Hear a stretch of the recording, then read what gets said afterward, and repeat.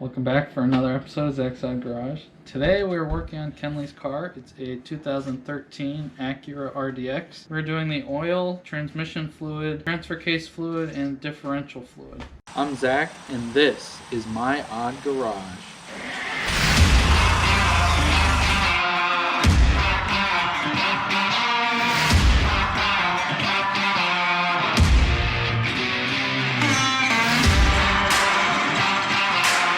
Alright, so we are looking at the differential, which gives power to the back wheels and also allows them to spin at different speeds around the corners. There is a drain and fill plug. The drain plug is going to be lower, so as much of the fluid as possible can come out. Drain plug is what we're looking at here.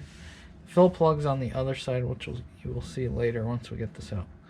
So we're going to get this out and we will move on from there.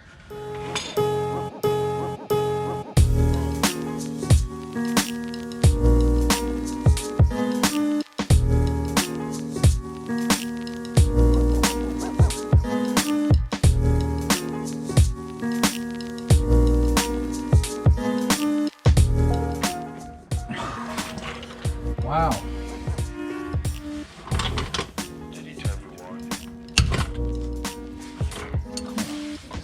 See how good your plug-in is. Have you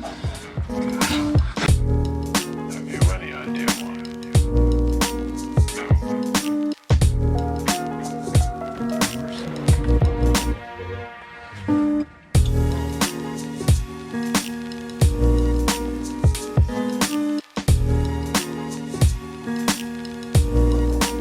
The other thing you want to check is if you need a crush washer. A lot of these are going to use crush washers. Sometimes if it's a bigger thing, like on a truck, it'll be a paper gasket or a rubber gasket, or you have to use gasket material. These ones have metal crush washers. So I didn't see it come out on the bolt, so I think I see it here.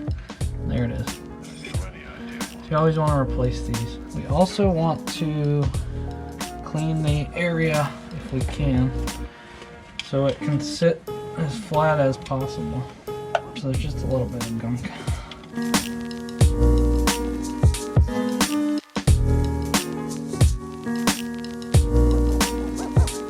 Alright, so I got the crush washer in there, and we're gonna put the bolt back in, all clean.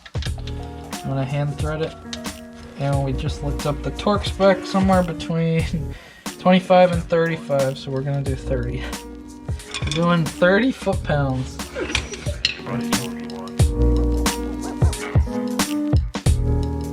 you any idea what? Alright, so we got our breaker bar pounded in as far as we could. This is the fill plug, so I'm gonna pull that out. We're gonna clean that, and then we're going to fill it. Hopefully I can pull this.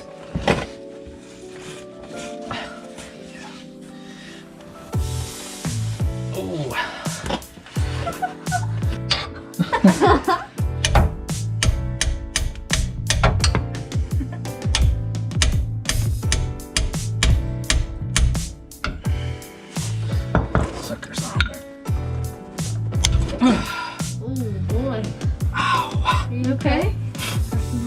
You need a rat or can you hand it? No, I need you to clean this one.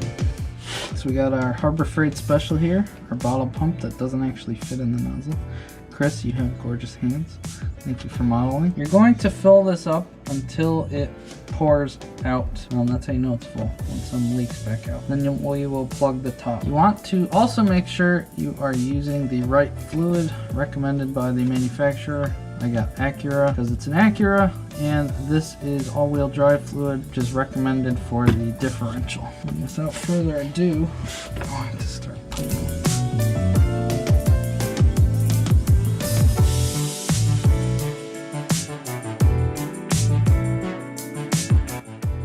So I switched methods. The pump was leaking out because normally it would be sitting inside the bottle. We switched to a barbed nipple with a short tube Most of these differential or transfer case fluids have something like that already, but these did not. So we just made our own. We just wait until it drips out. I'm sticking my finger in to make sure I can feel the level. A good indicator is when you overflow a little, and I watched it pour out.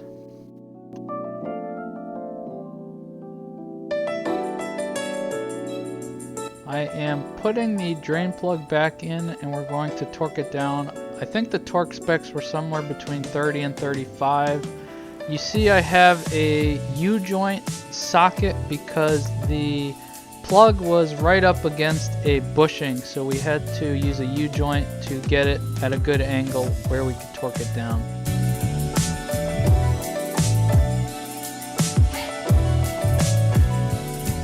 Alright, one done. Alright, this is the transfer case, which gives power to the back wheels from the transmission. Kenley's going to do the drain plug. We got a drain lined up. Nice, okay. Nice. Good work.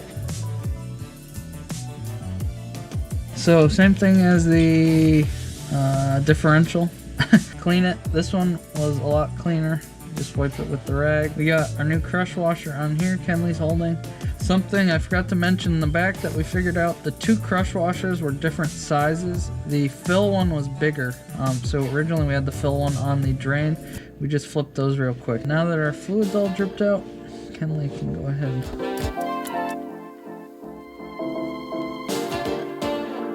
You're taking the what plug out? Fill plug. Alright, go ahead.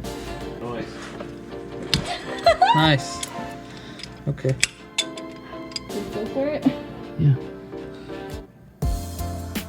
Until when?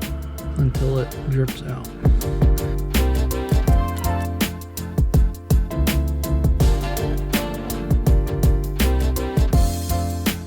Yeah, just do a quick right around it.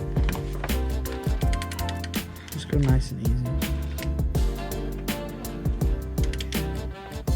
Okay. We did the differential and we did the transfer case. The transfer case and differential, you just use a 3/8 drive socket wrench with an extension, and they all come out, all those plugs.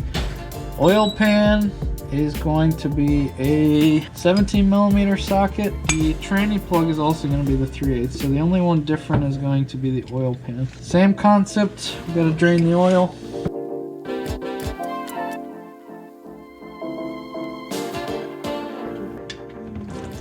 Holy shoot. Holy shoot. That was bad. That shot way farther than I thought.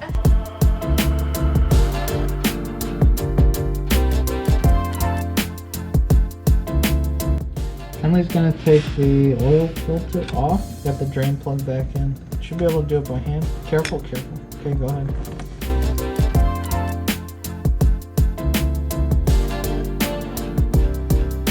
The one thing you always want to do is make sure that they're actually the same size. So we're gonna put them next to each other. I look at the threads on this, they look the same size. You can really measure if you want to pull out a caliper and measure. These look good to me. And you also want to flip this one over, match it up with this O-ring, make sure that, so that's good. It's a good size there. If you trust your auto dealer, you'll be fine. I always check just in case because I have gotten wrong filters before. One thing also to check is to make sure this rubber gasket comes off. Sometimes they stick to the housing up there. So when I was cleaning it, I made sure there was nothing there, and we can see this one's on here. The other thing I like to do is take a little dab of the new oil, dab my finger, then I'm gonna rub it around this gasket so it's not dry when it's going on there, and it'll go on nice and easy.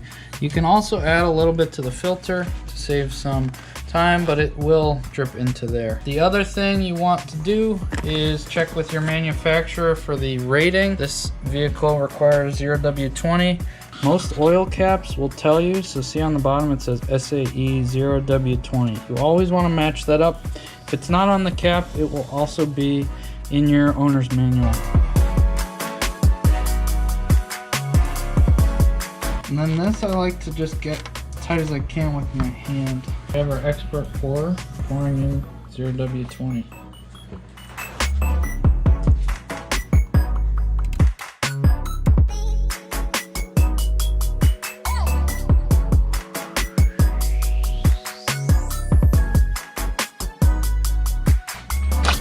Alright, we're going to, we poured 4 quarts in. This calls for 4.5. I also like this dipstick. It's a wire dipstick, so it's very bendable and not as crappy as the other thin ones. So we pull it out once, wipe it, then we're gonna go back all the way in.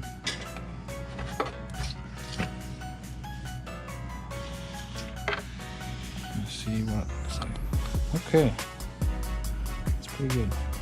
It will probably change when we run the engine, so we're gonna stick with 4, run it later on, and then we'll add what we need. If you look closely at this, you see these hash marks. Where my finger is the top, and this is the low level. It's different on every dipstick, but you want to stay within these hash marks. I'm guessing we're a little bit high because it didn't cycle through everything yet. Just filled the oil. Now we're doing the last one, which is the transmission fluid. There is 1 drain plug, and you fill it from above just like the oil. Just punch yourself in the face.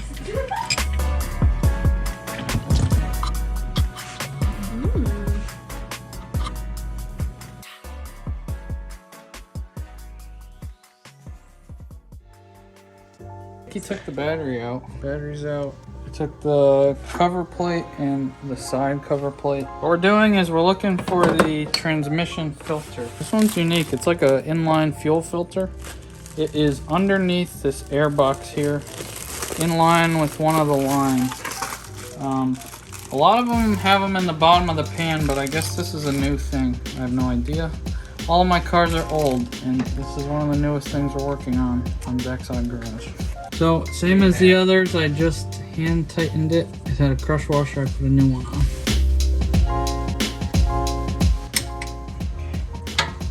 Torque. We found the filter. I already showed it to you before. It's sitting here on this housing. I had to take the battery tray out. We took the air cleaner housing out. Now there's 3 bolts that hold this into the bracket. We'll take those out and we'll take these clips off. There's gonna be a clip on each side. Pop the new one in. This is the transmission filter. I got the bottom hose clamp off. I'm gonna take this one off and we'll put this new filter in. One thing you always want to check is the orientation. I'm going to put it in the same way it came out. Some of these should have arrows on them, but the easiest way to do it is put it in the same way it came out. New one's on. Use the channel locks. Put the hose clamp on.